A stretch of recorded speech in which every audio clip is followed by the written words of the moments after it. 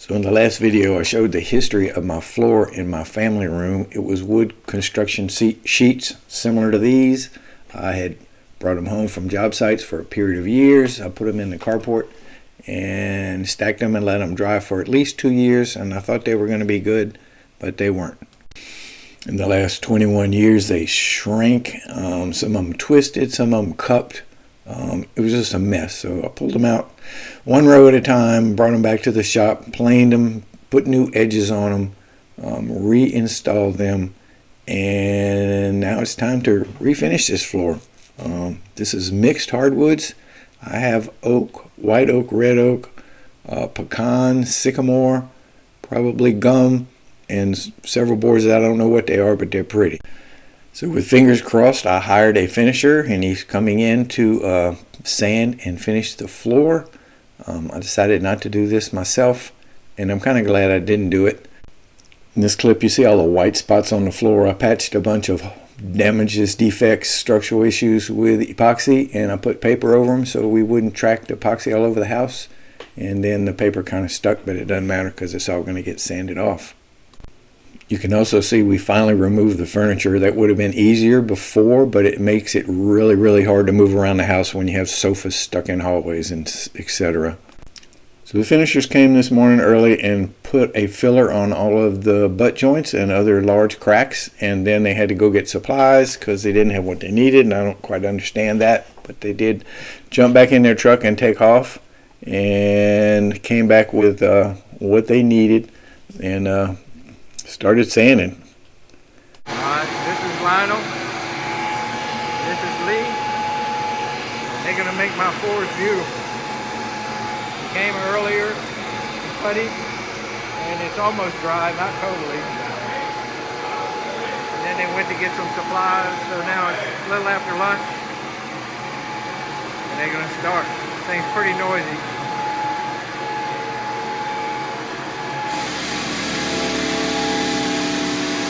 Got noisier.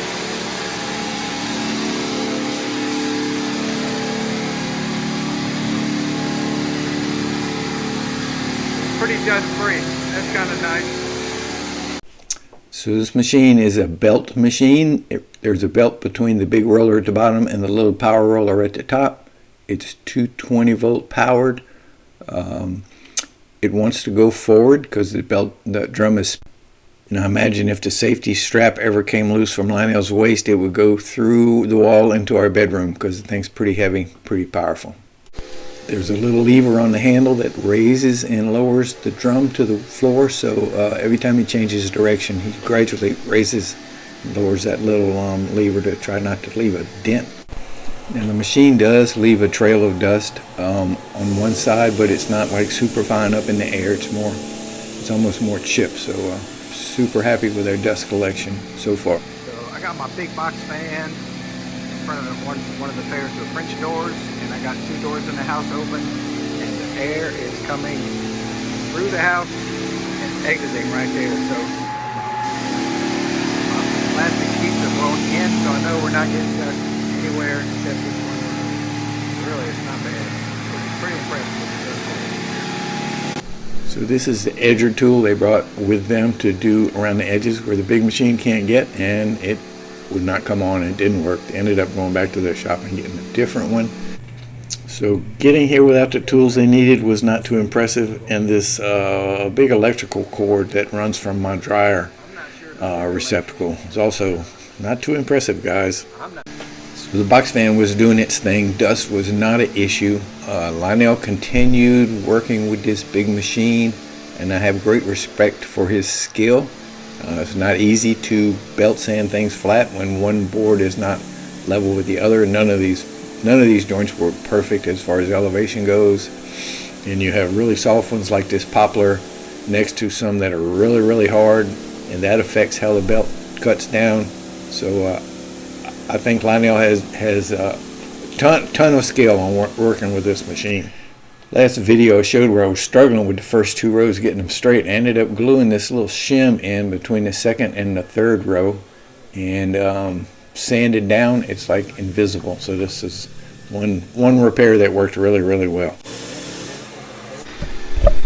This is the second edger.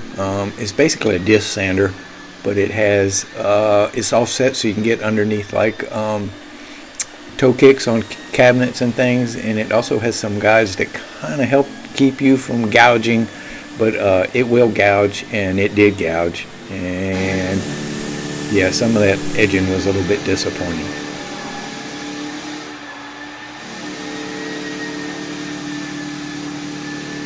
Now this is a machine I've never seen before. Basically underneath it were 3 6-inch random orbital sanders that spun around and around on a big contraption, and this was to kind of smooth out what the big machine could not smooth out.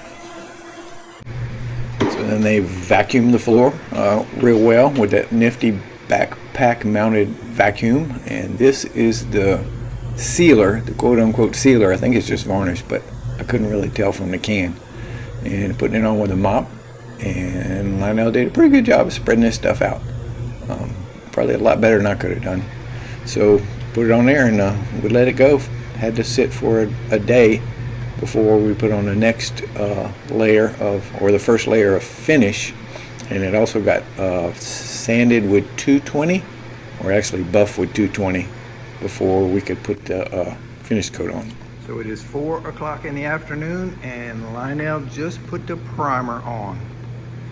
So my initial feeling was that they're a little disorganized, and I'm not so crazy impressed with the helper, but Lionel is a hard working son of a gun. So yep, super pleased. Meanwhile, back in the shop. All right, I'm down to the last piece of trim I need to make. This was the trim that went over the bricks in front of the fireplace, and it was 19 foot 2 inches long almost, and it was cut from a single board, and I made it, and I tried real hard to get it out without breaking it, but it was glued to the floor with the varnish, so it came out in pieces. So I need to make a new one. I have a board here that is long enough. It's flooring, pine flooring. It's the same this is made out of, but I don't know how I did it. This board is longer than my shop. I don't know how I ran it through the saw.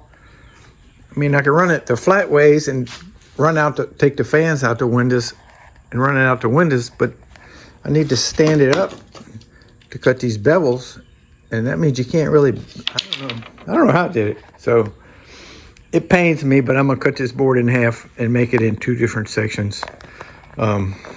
Shoot. Anyway, I gotta get this thing done. The floor people are coming next week, so everything has to be done, and the room has to be clean for them. So I'm gonna cut it in half with a 45 and make 2 separate pieces, and move forward. Dang, I can't even cut it in half on my miter saw. It's too long.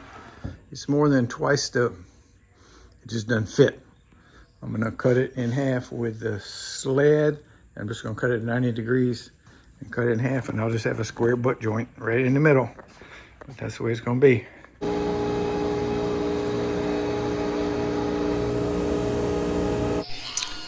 So I took my now what is 2 pieces of flooring, and I ripped off the groove using the tongue as a reference because it was in good shape. And then I flipped it over and ripped to the width I wanted to make the little trim, and that actually left me a chunk of wood that I cut later on to make trim for where the wood hits the brick wall. I didn't show that, but I did make that. And then I tilted the blade and ran the board through. Then I ripped it to the thickness that I wanted, and got both of the long pieces the right thickness for the new trim by the brick fireplace hearth. Then with the blade tilted a little bit, I put a bevel on both edges of these 2 little strips, and my trim was complete except for a little sanding, which I did not video.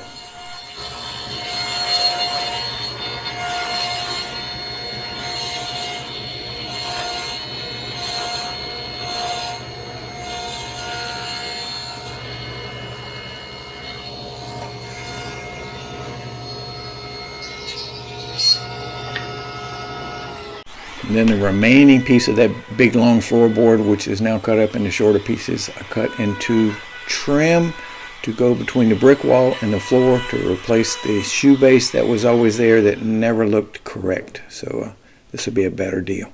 So who knew behind all this ugly old flooring finish or dirt, they had these nice straight grain pieces of trim. I counted 27 growth rings in this. It's like 1.25 inches. So some people call it longleaf pine. I don't really know if it was longleaf pine or just pine grown in a very dense forest, but it's awesome stuff. That's what the floor in my kitchen is made out of. And I got it on the cheap long time ago. So it's 5 o'clock the next morning, and I'm walking around checking out the floor. And it's still pretty rough, as in it needs to be buffed before he puts another coat on. This is what they call a sealer coat. And I'm also, he left his can of putty, and I'm puttying some holes that they didn't quite get it, like little bitty, like this little joint right here. I'm putting a little putty in there with my finger, and then cleaning it with a sponge because this is water based. And I think it'll be dry before he gets here. He's not coming till around 9. But anyway, just put this on here and clean it up with a wet sponge. And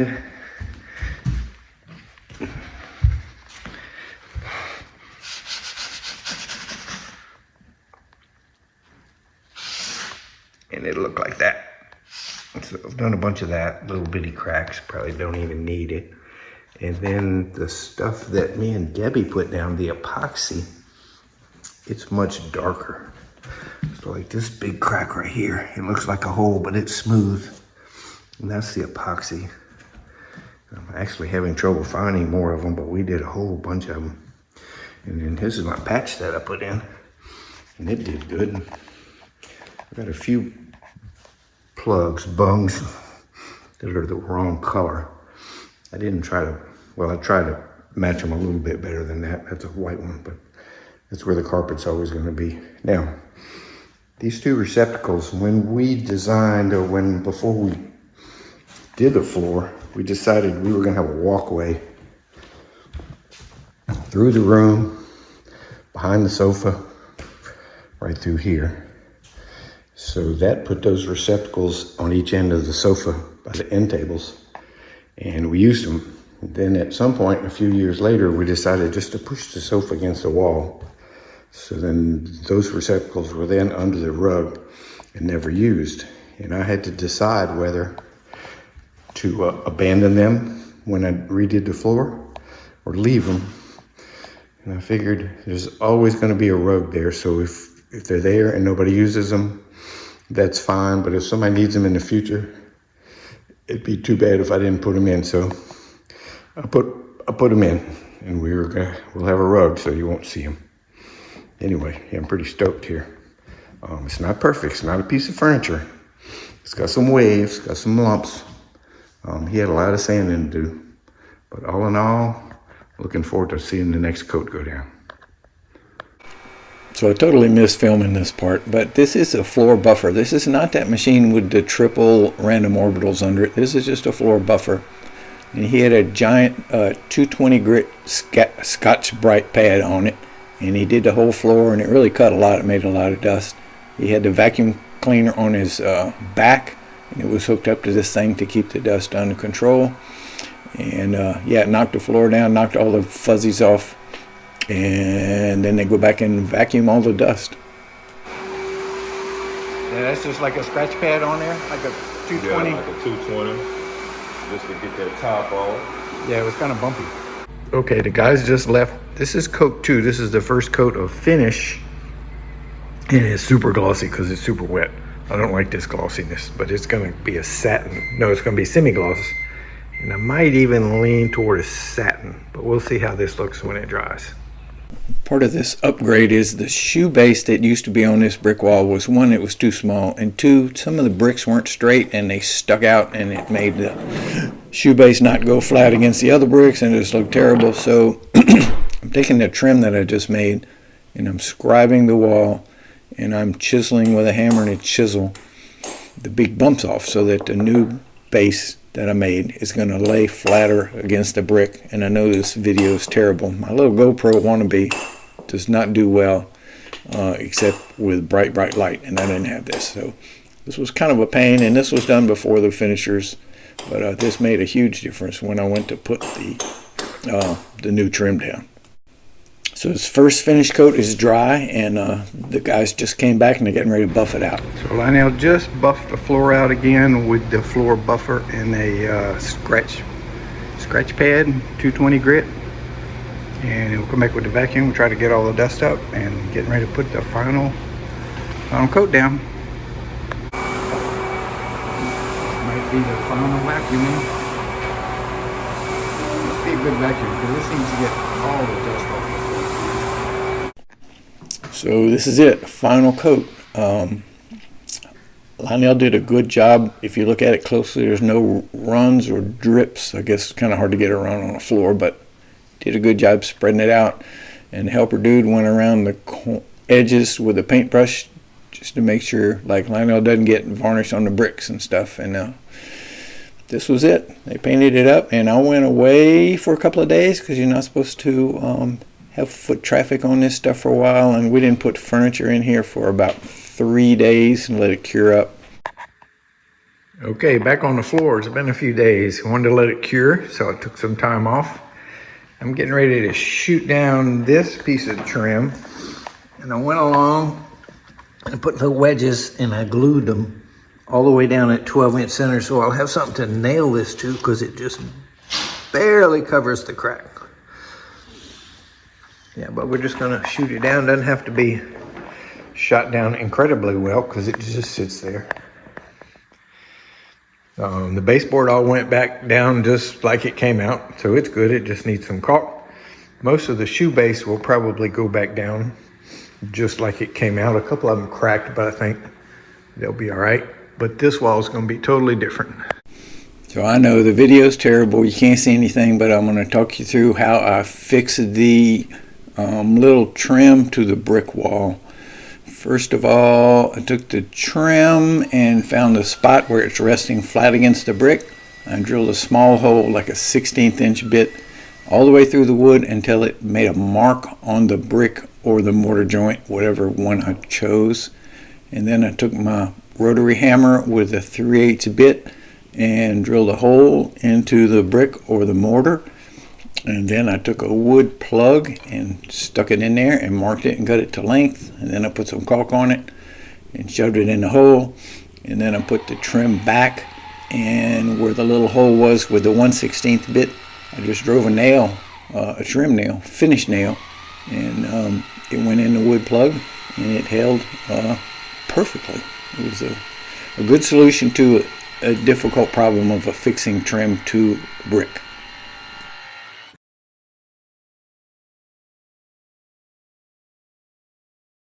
Okay, the first one worked really well. This one I'm gonna have 4 nails, or 4 anchors, and so I'm marking them with blue tape to help me find the little marks better, because I don't want to like drill into the mortar with my high-speed bit and ruin it. I'm just kind of barely making a mark. That is done, and that looks so much better than the little quarter round that used to be there. Possibly because of scale, the quarter round was just so tiny, and probably because I chipped the bricks that were protruding, and this new trim lays so much flatter than the old quarter round. And if I was more of a man, I would have brought it all the way around and got rid of this quarter round too, but I'm not, so I just need to piece that little piece in there. Yeah, we're almost through, man. We're almost ready for paint. So this is really a weird thing. In spite of my shaky hands, I can cut paint in better than my wife, who is the artist. Doesn't make any sense, but that's the way it is. So this is the final deal here. I'm touching up the paint. I painted the quarter round and the plinth blocks out in the shop a day or two ago. So now that everything is installed, I just need to paint the base and the caulk joint between the shoe base or the quarter round. I don't have to go all the way up next to the floor, which is a big help. And earlier we painted between the baseboard and the wall with the wall paint, and it blended in perfectly, so we don't have to repaint the whole walls because we were kind of worried about that. So that issue went away, and life is good right now. And just like that, 5 weeks later, we are through with the floor. The floor is done. We're moved back in. We don't have a rug yet, but that's coming. We moved the furniture around a little bit. Got us a real TV instead of the little baby one we had in the other room. So, super happy. Is this kind of floor for everybody? No, it is not super smooth. Well, it's smooth, but it's a little wavy. I'm okay with that, but some people would not be. It's a little busy. Some people would not like that. Now this poplar, this green colored wood, it's already starting to fade. It'll go brown. It won't stay green. And I think most of it will kind of fade, so it's not so, what's the word? Not so busy looking. Just that's what wood does over time, and varnish, it kind of mellows out. But yeah, super happy. Thanks for staying with me and watching the whole videos. It's been quite an ordeal. I wouldn't want to undertake it again, but I'm glad I did it. So, thanks for watching.